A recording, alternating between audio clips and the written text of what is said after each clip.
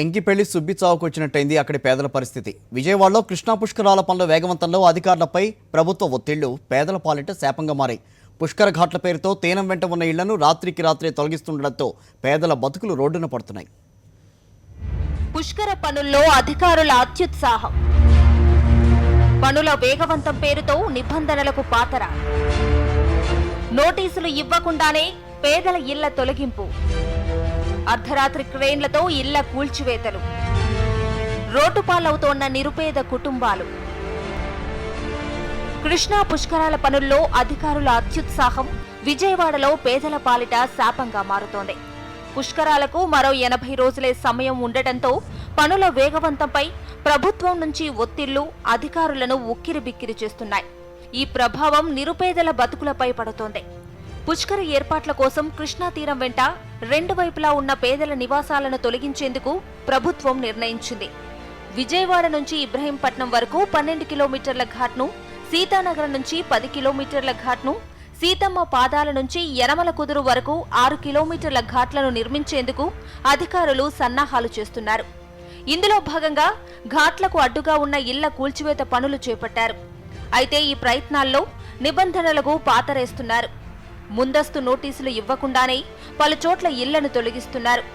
ఇష్టారాజ్యంగా అధికారులు ఇళ్ల తొలగింపునకు దిగటంతో కృష్ణానది తీరం వెంట ఉన్న పేదలు నిర్వాసితులుగా మారుతున్నారు. పుష్కరాల పేరుతో తమ బతుకులను రోడ్డుపాలు చేస్తున్నారని ఆవేదన వ్యక్తం చేస్తున్నారు. పిల్లల్ని చదివించాలంటున్నారు, చదివించుకుంటున్నాం. ఎట్ట చదివించుకున్నాము, ఇటు ఇల్లు తీసేస్తున్నారు. రేత్రి పొగులు మా మీద వస్తున్నారు. మా ఇంటి పక్కన దారి చేశారు. మీ ఇల్లు తీసేస్తాం, సగం తీసేస్తామన్నారు. నేను అట్టనే నుంచున్నాను. రోజు పొద్దున పోయి సాయంత్రానికి వస్తాం. మా ఇల్లు అట్ట అంటున్నారు. మా బాధలు మాకు తెలుసు. ప్రభుత్వ ఆదేశాలతో ఇల్లు తొలగిస్తున్న అధికారులు వారికి ప్రత్యామ్నాయం చూపడంలో మాత్రం నిర్లక్ష్యంగా వ్యవహరిస్తున్నారు. ఏళ్ల తరబడి నివాసముంటున్న తమను బయటకు నెట్టేస్తే ఎక్కడికి వెళ్లాలని ప్రశ్నిస్తున్నారు. మాకు ఏదన్నా ఎక్కడన్నా ప్రత్యేక న్యాయం చేయండి, మేము వెళ్తామని అంటున్నాం. మీకు న్యాయం చేయరు, మీరు ఇల్లు తీసేయాల్సిందే. మీరు ఎందుకు కట్టుకున్నారు గవర్నమెంట్ స్థలంలో అని లేకేగా కట్టుకున్నది. మేము ఉండేం కట్టుకోలేదు కదా. ఉంటే కట్టుకుంటే మీరు అన్నా బాగుంటుంది. మాకు ఏమీ లేకే కదా కట్టుకున్నాము.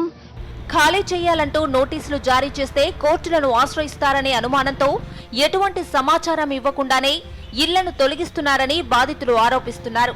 కోర్టుల నుంచి ముందుగానే స్టే ఉత్తర్వులు తెచ్చుకున్నా పాత డేట్లతో నోటీసులు జారీ చేసి ఇళ్లను కూలగొడుతున్నారని ఆవేదన వ్యక్తం చేస్తున్నారు. అధికారం వస్తే అది చేస్తాం ఇది చేస్తామన్న బాబు ఏమీ పట్టనట్టు వ్యవహరిస్తున్నారని తిట్టిపోస్తున్నారు. ఆయన వచ్చి చంద్రబాబు వచ్చి ఇది చేస్తాను అది చేస్తాను అన్నాడు. ఏం చేసాడండి మా కోసం? మీ ఇంటికి ఒక ఉద్యోగం అన్నాడు, గ్యాస్ బండి ఎత్తన్నాడు, మొబైల్ ఫోన్ కూడా ఎత్తానన్నాడు. ఏదండి ఏం చేసాడండి మా కోసం? మా కోసం ఏం చేశాడు? ఆయన ఏసీ కారులో తిరుగుతున్నాం, మేము ఎండలో ఉంటున్నాం. ఇళ్ల తొలగింపులో అధికారుల ఏకపక్ష తీరుతో నిర్వాసితులు ఆందోళనకు సిద్ధమవుతున్నారు. కరెస్పాండెంట్ రాజా రమేష్, సాక్షి న్యూస్, విజయవాడ.